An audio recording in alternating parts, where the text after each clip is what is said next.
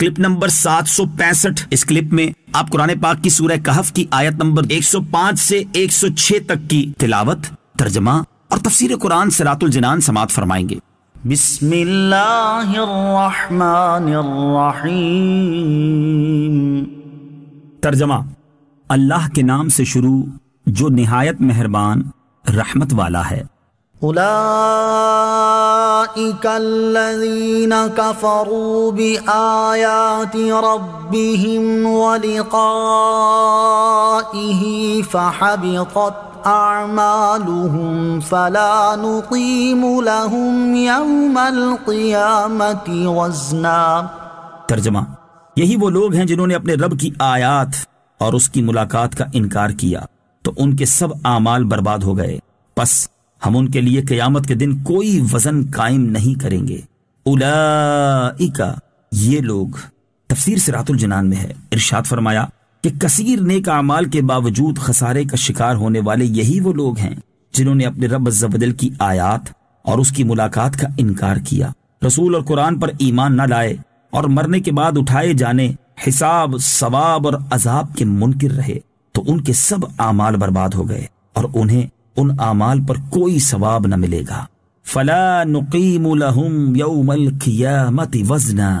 پس ہم ان کے لیے قیامت کے دن کوئی وزن قائم نہیں کریں گے۔ تفسیر صراط الجنان میں ہے، وزن قائم نہ کرنے کا مطلب یہ ہے کہ قیامت کے دن ان کے ظاہری نیک اعمال کی کوئی قدر و قیمت ہوگی اور نہ ہی ان میں کوئی وزن ہوگا، اور جب میزان عمل میں ان کے ظاہری نیک اعمال اور کفر و معصیت کا وزن ہوگا تو تمام ظاہری نیک اعمال بے وزن ثابت ہوں گے، کیونکہ نیک اعمال کی قدر و قیمت اور ان میں وزن کا دار و مدار ایمان اور اخلاص پر ہے، اور جب یہ لوگ ایمان اور اخلاص سے ہی خالی ہیں تو ان کے اعمال میں وزن کہاں سے ہوگا۔ کفار کے اعمال کے بارے میں ایک اور مقام پر اللہ تعالیٰ ارشاد فرماتا ہے، وَقَدِمْنَا إِلَى مَا عَمِلُوا مِنْ عَمَلٍ فَجَعَلْنَاهُ هَبَاءً مَنثُورًا۔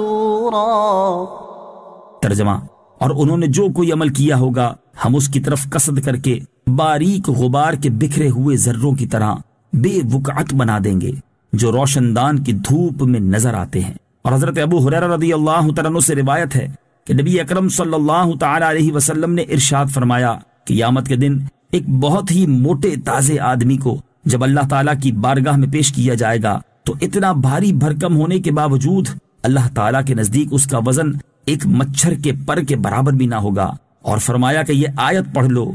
فَلَا نُقِيمُ لَهُمْ يَوْمَ الْقِيَامَةِ وَزْنًا۔ ترجمہ: پس ہم ان کے لیے قیامت کے دن کوئی وزن قائم نہیں کریں گے۔ اعمال میں وزن سے محروم ہونے والے لوگ، یاد رہے کہ کافروں کے ظاہری نیک اعمال تو قیامت کے دن بے وزن ہی ہوں گے،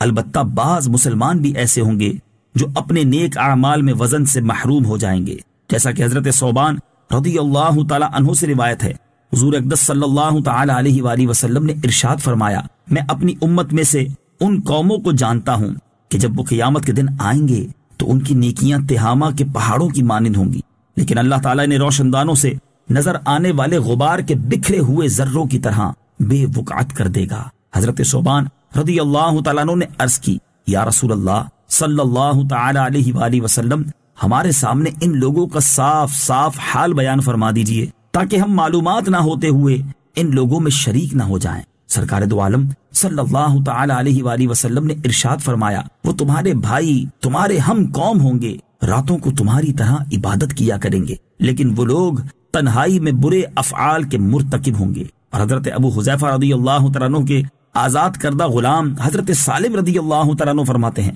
رسول اللہ صلی اللہ تعالی علیہ وآلہ وسلم نے ارشاد فرمایا، قیامت کے دن کچھ لوگ ایسے آئیں گے کہ ان کے پاس تہامہ کے پہاڑوں کے برابر نیکیاں ہوں گی، یہاں تک کہ جب انہیں لایا جائے گا تو اللہ تعالیٰ ان کے اعمال کو روشن دان سے نظر آنے والے غبار کے ذروں کی طرح بے وقعت کر دے گا، پھر انہیں جہنم میں ڈال دے گا۔ حضرت سالم نے عرض کی، یا رسول اللہ صلی اللہ تعالی علیہ وسلم، میرے ماں باپ آپ پر قربان ہو جائیں، ہمیں ان لوگوں کا حال بتا دیجئے۔ ارشاد فرمایا، وہ لوگ نماز پڑھتے ہوں گے، روزے رکھتے ہوں گے، لیکن جب ان کے سامنے کوئی حرام چیز پیش کی جائے تو وہ اس پر کود پڑیں گے، اللہ تعالیٰ ان کے اعمال باطل فرما دے گا۔ اور حضرت ابو سعید خدری رضی اللہ تعالیٰ عنہ نے فرمایا، کہ قیامت کے دن بعض لوگ ایسے اعمال لائیں گے جو ان کے خیالوں میں مکہ مکرمہ کے پہاڑوں سے زیادہ بڑے ہوں گے، لیکن جب وہ تولے جائیں گے تو ان میں وزن کچھ نہ ہوگا۔ ذَلِكَ جَزَاؤُهُمْ جَهَنَّمُ بِمَا كَفَرُوا وَاتَّخَذُوا آيَاتِي وَرُسُلِي هُزُوًا۔ ترجمہ،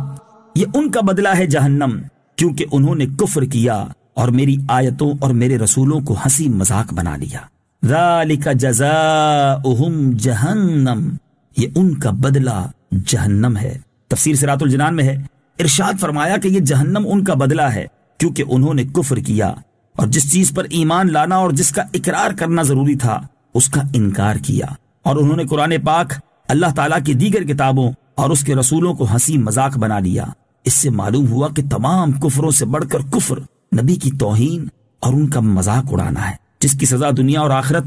دونوں میں ملتی ہے۔ اہل حق علماء کا مذاق اڑانے والوں کو نصیحت۔